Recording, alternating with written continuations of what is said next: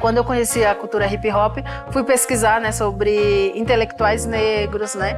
Quem que eram aqueles personagens negros, aquelas personalidades que apareciam nas letras e que eu não aprendia na escola. Por muito tempo também eu fui leitora de biblioteca, eu pegava os livros emprestados, né? Era um período que a gente, né, eu não tinha livros em casa, né? E é muito louco, muito engraçado, que hoje quando eu vou na casa de alguém, a primeira coisa que eu reparo é se essa casa tem livros, né? Se essa casa não tem livros, para mim é uma casa, ela pode ter o ouro que tiver, mas é uma casa pobre.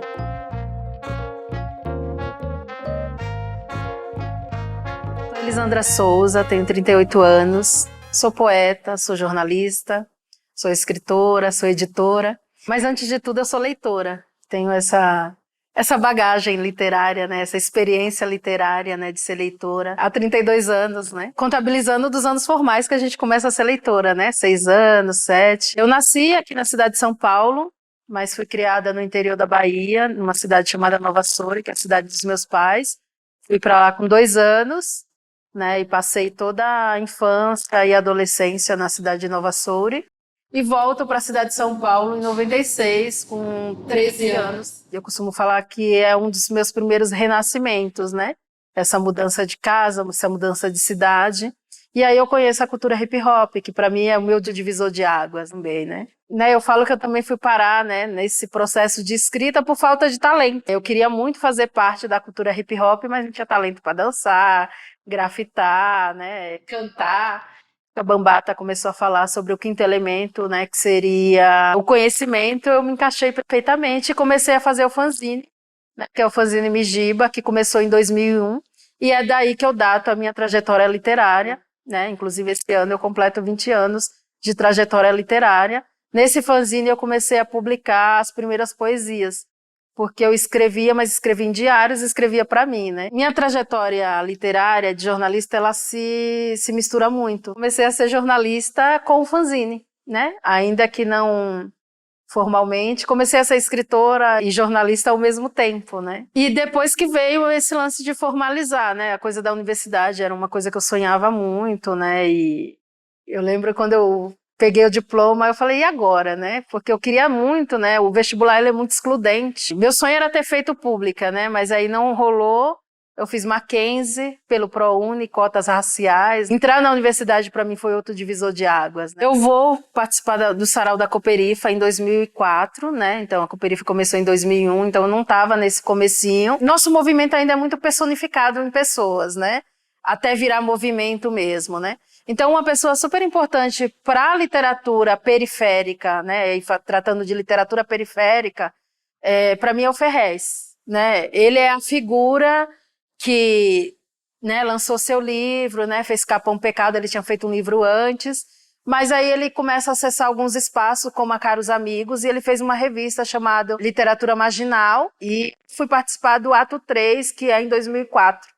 Também, né, o mesmo ano. Só que ele já tinha feito 2 edições da revista, que são revistas que vai apresentar esses escritores e essas escritoras nacionalmente. E a partir daí que começa, né, porque as coisas já estavam acontecendo lá em 2001. Por exemplo, o Sarau do Binho é um sarau que é mais antigo, só que é um sarau que, nesse início, ele era muito esporádico, né? O Sarau da Cooperifa, ele vem com essa diferença, né? Como eu fazia agenda da periferia, eu consigo entender as características, por que os saraus periféricos eles proliferaram tanto. A nossa história enquanto povo negro, enquanto periféricos, né, que é ali misturado a história, tem suas diferenças, né, quando a gente falar de periferia e falar, né, da população negra, mas a nossa história ela é espiral. Né, a gente não está inventando nada, né? Os movimentos literários não inventaram nada. Inventaram um novo jeito de girar, né?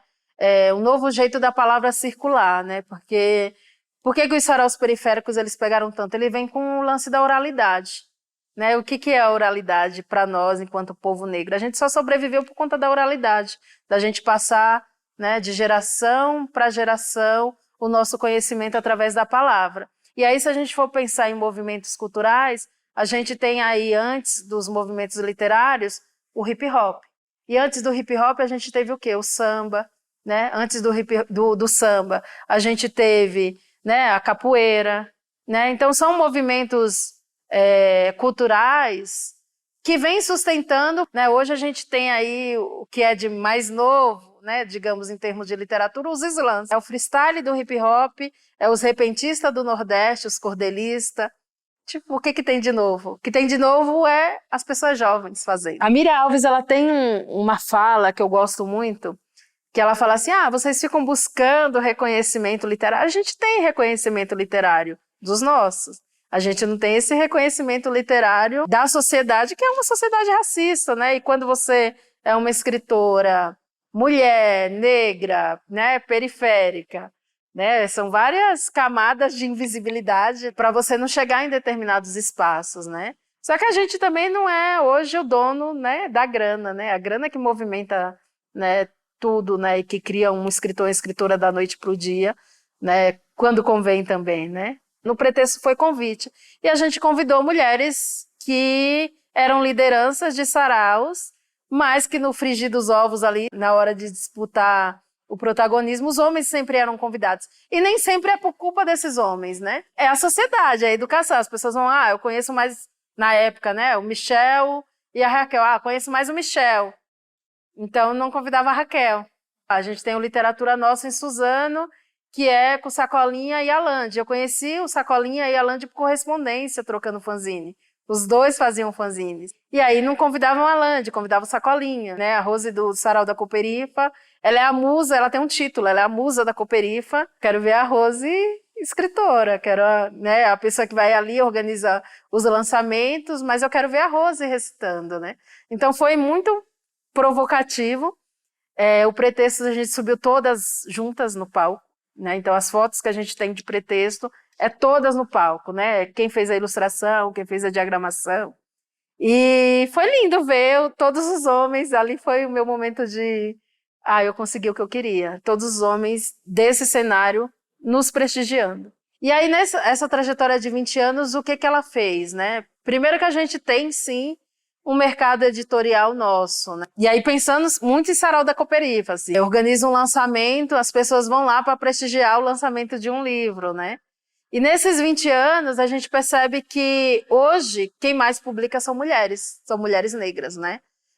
Nesse início não, a gente tem um nome ou outro, né? As mulheres iam bastante, mas elas eram intérpretes de poesia, né? Assim como tem na música, tem intérpretes também de sarau, né? Que ia lá e aí recitava, e geralmente ia recitar a poesia de um homem. A literatura das mulheres negras é uma literatura muito diversa, a gente não fala só sobre questão racial e sobre machismo, a gente fala das nossas subjetividades, né?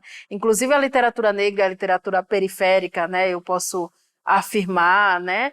A gente vai disputar narrativas, né?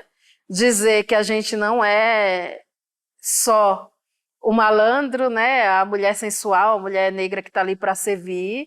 A gente tem subjetividade, a gente é complexo. Por isso que a gente também faz essa literatura. A literatura, ela nos potencializa, né? Enquanto sujeitos e sujeitas. A gente constrói as nossas narrativas que são diversas. Nas nossas literaturas, a gente nos devolve a dignidade e a humanidade, né?